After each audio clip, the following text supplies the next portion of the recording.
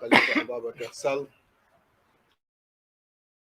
di nuyu encore une fois journaliste yi fi toog yëpp et comme le président l'a dit tout à l'heure di nuyu di rendre hommage à Pape Alé Niang, à sa famille, à son épouse di ko mastawu ci li nga xam ni moo tegu ci kawam di sant aussi ci bi ko yàlla ubbilee bunt yi mu génn yàlla moo ko ubbil bunt yi parce que du volonté président Macky Sall bu doon volontéem fa lay des mais mobilisation bi ngeen def askan wi def ko loolu mooy li nga xam ni moo ko génne di wax nag ni dinaa dellu si ci li mu nekk di def parce que gis nga réew mi dañ ko bokk réew mi dañ ko moom te réew mi dafa exister avant le président Macky Sall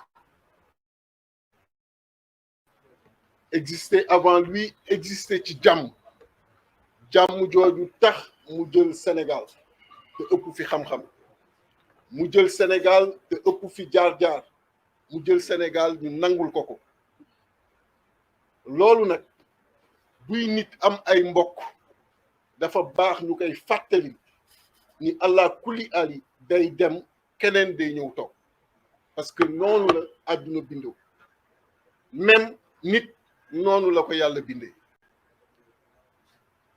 bis day ñëw at bi nga war a am nga am ko loolu la yàlla sàkkoon nga génn keneen dem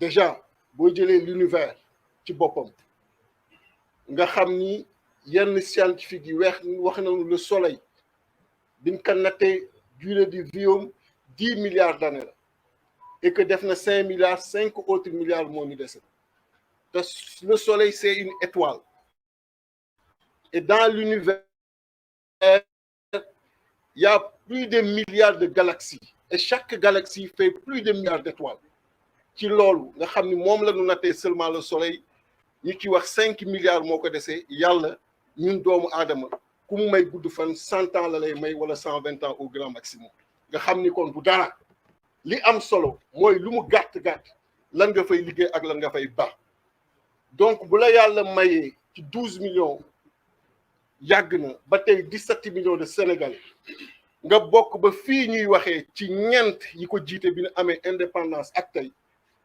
nga def 12 ans bu fekkee ni am nga ay mbokk yu wax ak yow nga wax ak sa bopp li la dese mooy ñooñu jox la loolu nga fexe ba booy dem nga bàyyi leen ci jàmm bu ko defee li la fi indi ñeneen mën ko continuer mais ku xool xam ni kii nekkul ci loolu président Macky Sall bi mu toogee la commencé di liggéeyal deuxième mandat bi mu amee deuxième mandat la commencé di liggéeyal troisième mandat bi mu toogee la engagé le combat contre le PDS essayer de décapiter le PDS parce qu'il préparait un deuxième mandat écarter le président Karim Meïssa Wade bi mu jàllee ci loolu engager le combat contre Taxawu Sénégal essayer de décapiter Taxawu Sénégal xool nu mu écarter Khalifa Ababacar Sall mu paree ci loolu am 2019 son deuxième mandat ni naa commencé waat le même exercice naa fexe nu ma tàmbalee décapiter le Pastef engagé loolu ni naa xool nu ma tàmbalee décapiter le PUR bu paree loolu ci ban parti la jëm gis nga il se pense intelligent on peut le lui concéder mais il doit également savoir qu'il n'a pas en face de lui des fous on est autant ou plus intelligent que lui lu mu yëkkati na xam ni xam nañu lu tax mu yëkkati ko ak fu mu jëm te kar bi war daan ko ca kar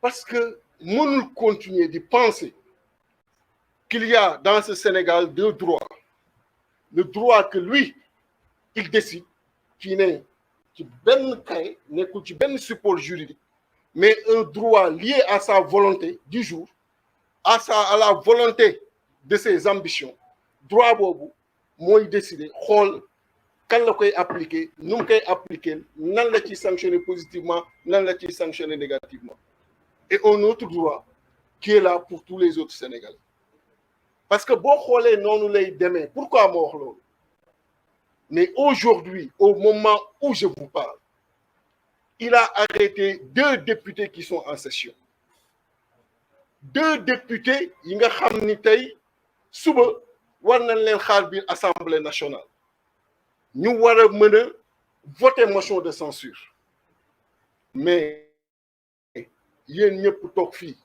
ku xamul règlement intérieur du Sénégal amul ku xamul constitution bi amul Sénégalais fu mu mën a ne ci biir réew mi ak fu niveau jàngam toll xam na ni député du danga koy arrêté nu mu la neexee xam na ni député du danga koy jël emprisonné ko nu mu la neexee député dafa am immunité parlementaire président Macky Sall dafa am immunité mais pourquoi se permet-il de prendre 2 députés yi nga xam ni danoo dem répondre à la DIC par respect à ce corps parce qu'ils n'ont pas reçu, je le rappelle encore une fois, de convocation.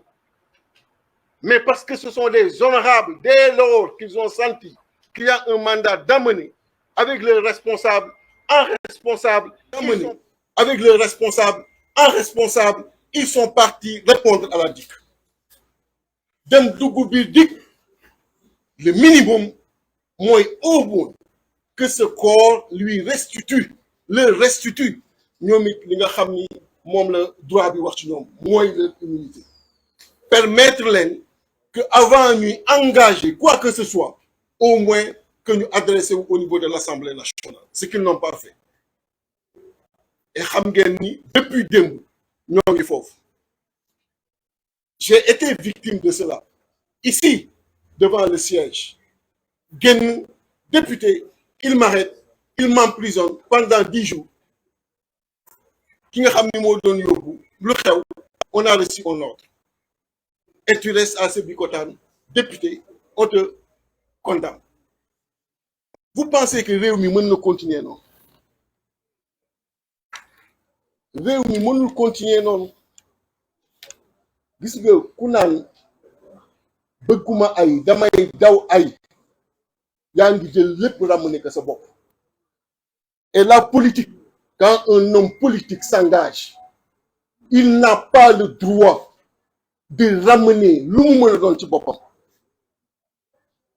Donc daw mënatul ne parce que ce ne sont pas nos vies là qui sont en jeu.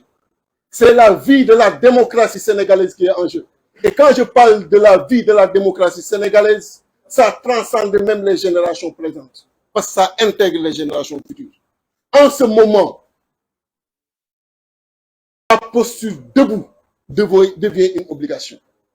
Une obligation pour chaque Sénégalaise et pour chaque Sénégalais. Parce que dafa am li nga xam ni moo ñu tënk muy suñu constitution suñu ay loi ak suñu ay règlement et constitution boobu moo tax tey ñu naan que président de la République Macky Sall moo tax mu jël suñu avion dem fële au niveau des États-Unis yegg fa. La première phrase qu'il sort, c'est que mu def tey journaux yi mooy même ngi piétiner le droit parce qu'il dit que le 3e mandat c'est clair aujourd'hui que ce n'est plus une question de droit. Comment le 3e mandat ne peut plus être une question de droit? C'est ce qu'il a dit. Et vous l'avez relevé, un président de la République qui extirpe du champ du droit le 3e mandat. Ça veut dire que donc c'est sa volonté. Mais monsieur le président, le 3e mandat n'est pas votre volonté. Parce que le premier n'a pas été votre volonté. Encore moins le 2e. Et le 3e ne sera pas votre volonté. Ce sera la volonté du peuple sénégalais. Et le peuple sénégalais a déjà dit non au 3e mandat. Vous ne le ferez pas. Vous ne le ferez pas. Moi, je ne parle pas de 3e candidature. 3e mandat, il ne le fera pas et il le sait. Mais il l'extirpe aujourd'hui du champ du droit. C'est ce qu'il a dit. Droit rek moo tax muy daw ci VDN bi ma wàcc sa moto xaar cortège am jàll. Droit mooy tax mu daw ci autoroute bi. Xalif le khalife général ñu xaarloo ko mu daal droit rek a tax léegi mu ni troisième mandat bi du droit. Il faut qu'il arrête alors qu'il est encore temps. On a du respect pour lui tant qu'il a du respect pour nous. Tant qu'il a du respect pour ce qui nous réunit. Mais il montre qu'il n'en a pas. Et ce droit-là dit que ces deux députés ne peuvent pas aujourd'hui être en garde à vue. Ils ne peuvent pas aller en prison. Il n'a pas le droit de les retenir. Donc, ne les gagnez. Nous sommes des gens très responsables. Ici, tout le monde. Et c'est dans le communiqué de Yewwi Askan Wi. On a dit qu'on condamne la violence dans toutes ses formes. Madame Maïmouna Bousso bi muy wax moom la tàmbali. Mais gis nga Sénégal ku fayu la ñu xam mais xamuñu ku dóore. Lépp loo gis am na lu ko indi. Mais il faut pas que mu utiliser prétexte boobu pour ñëw ñu day décapiter un parti. Parce que c'est le même mécanisme entre 2012 et 2019 qu'il est en train d'emprunter entre 2019 et 2024. Il ne décapitera aucun parti ici dans l'opposition. Parce que ce qu'il oublie, moi, entre-temps, l'opposition est devenue un bloc. Un très grand bloc, soudé. Koo laal jàppal ni laal nga keneen. Kenn du toog di xaar mu laal la. Koo laal rek jàppal ni laal nga keneen. Donc, il libère ces deux députés. Ensuite, il pense être plus intelligent que nous réunis. Pensant que s'il retient ces deux députés, parce qu'il y a demain une motion de censure, pour que oui, nous ne pas participer au vote. Même si nous avons une procuration, nous savons le président de l'Assemblée de Chidef. Pour dire finalement, la motion de censure n'est pas passée parce qu'il y a tant qui ont voté tant contre. Mais où est-ce qu'il pense qu'il se trouve? Wax ci da ciy gàtt mooy l'opposition est prête et ne peut plus laisser continuer ces forfaitures qui veulent que progressivement il engage lu mu tegul fenn contre ay citoyens sénégalais yi nga xam ni amuñu benn tort lu dul wax li ñu xalaat wax ni ñu ko xalaatee na libérer Massata Samb na libéré Mamadou Niang. Ce sont des députés et bu dëgg moo war a tax waxloo ku ne xam nga ni téye leen du dëgg et ku deful dëgg yaa ngi def leneen te ku waxul ci dëgg yaa ngi protéger leneen te ku ñu xam-xam rek la ñuy wax. Donc le droit dit que ces deux députés ne doivent pas être engagés. Le droit dit que ces deux députés ne doivent pas aller en prison tant que le comité parlementaire n'est pas là. Avant de nous engager, pour xam lan moo ci amul lu ci amul. Nous leur exprimons tout notre. Et nous restons plus que jamais debout. Et nous disons au président Macky Sall que la question du troisième mandat est une question de droit. C'est pas à lui de l'extirper ou de l'extraire du champ du droit. Dem ba États-Unis dafa wax loolu kookali mais ñoo ngi koy xaar Sénégal ñoo ngi koy xaar Dakar. Je vous remercie. Je donne la parole.